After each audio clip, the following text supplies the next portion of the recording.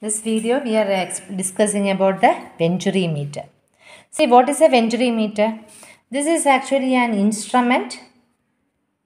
Venturimeter is an instrument used for measuring the rate of flow of liquids in pipes. It is used for discussing, or it is used for measuring how much volume of liquid is flowing through a tube or a pipe. How much volume of a liquid or a fluid is flowing through a pipe. For measuring that, or for analyzing, or for measuring how much volume of the liquid is flowing through a tube or a pipe, we use an instrument called Venturimeter. And this is one of the most practical application of Bernoulli's theorem.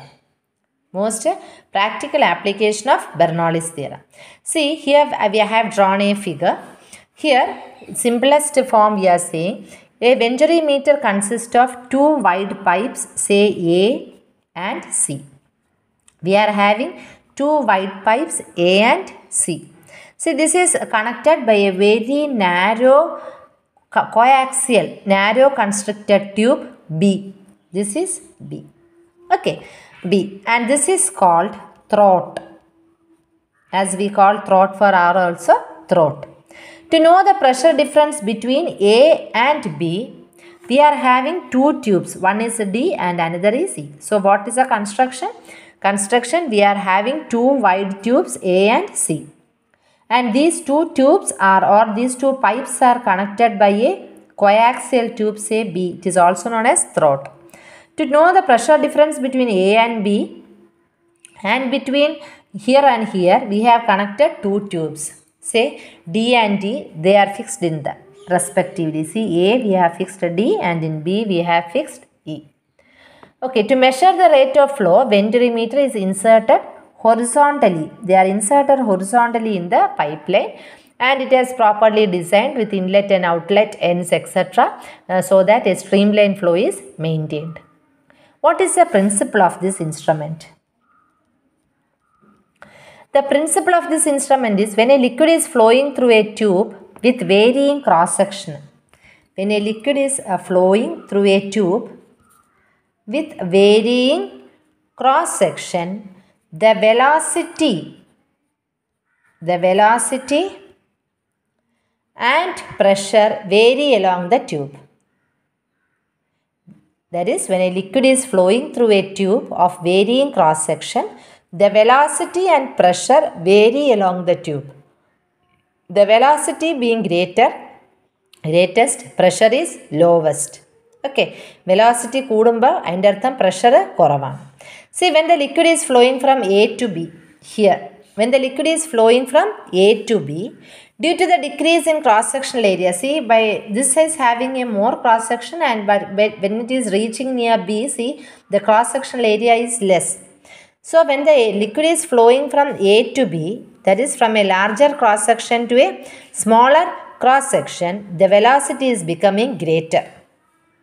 For example, let V1 be the velocity at the tube A, having the cross-sectional area A1, and V2 be the velocity in tube B, having the cross-sectional area A2. Here we are having V2 and A2. Here we are having V1 and A1. Okay, velocity and area of cross-section at A and B respectively. Now the volume of the liquid that is passing per unit time, that we have already studied our continuity principle. Okay, so the volume of the flowing per second is area into velocity, and due to the according to principle of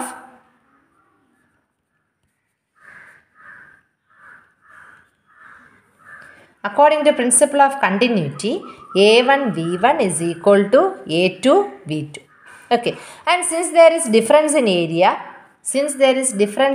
between A and B, there is a difference in velocity. Hence the pressure must also change. Is it okay? the pressure must also change. But see here the mean height of liquid, in A and B is same. That is, flow is horizontal. As we have already told in Bernoulli's theorem, when flow is horizontal, there is no change in the gravitational head or in the gravitational potential energy. So we are concerned with the pressure in area A, let it be P1, and pressure at B, let it be P2. Okay, and let rho be the density of the liquid. Rho is the density of the liquid that is flowing. Then according to Bernoulli's theorem, we can write it as P1 by rho plus half V1 square, that is kinetic energy square, is equal to half P2 rho by plus half kinetic energy square. Or we can write P1 minus P2 is equal to rho by 2 into V2, oh sorry, we don't have any square. Okay, V2 square minus V1 square. Okay, so or also we can say that P1 by rho minus P2 by rho. Or we can separate it and write P1 minus P2 is equal to rho by 2 into V2 square minus V1 square. Okay, so that is according to our Bernoulli's theorem we can write. Now from the this is equation of continuity. Let us write it as equation number 1 and let this be equation number 2. See, from this equation of continuity it is seen that we know that A1 here is greater than A2. Right? A1 is greater than A2. That means that V2 is greater. Here the velocity will be more than the velocity here. V2 will be greater than V1. Therefore, according to this equation, P1 will be greater than P2. P1 will be greater than P2. And also the level of liquid in D is here. The level of liquid in D is higher than level of liquid in E. Okay. Level of liquid in D is level of liquid in E, both are different, and D the liquid is higher level. So if H is the difference in levels of the liquid that we have marked here, this is D and this is E, and if this is the H is a difference in liquid, then we can write P1 minus P2 is equal to H rho G. P1 minus P2 is equal to H rho G. Or we can also write P1 by rho minus P2 by rho is equal to H. We can also write P1 by rho minus P2 by rho is equal to Hg. Anyway, we can write. Let this be equation number 3. Okay. So, now from this equation of continuity 1 and from equation of continuity 2, we can write, see, H rho G. We can write it as equal to rho by 2 V2 square minus V1 square. Okay. Shall we write like that? That is,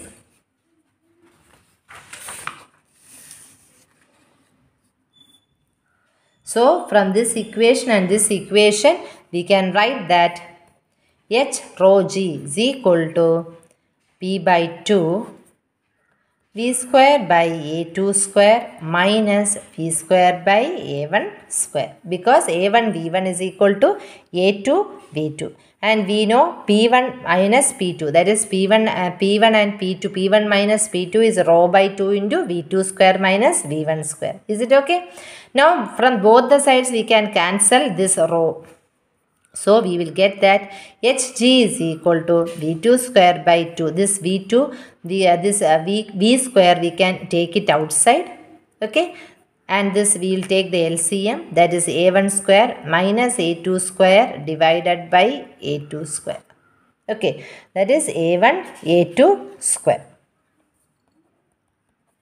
We have just taken the LCM and we have taken this V outside. Okay. Therefore,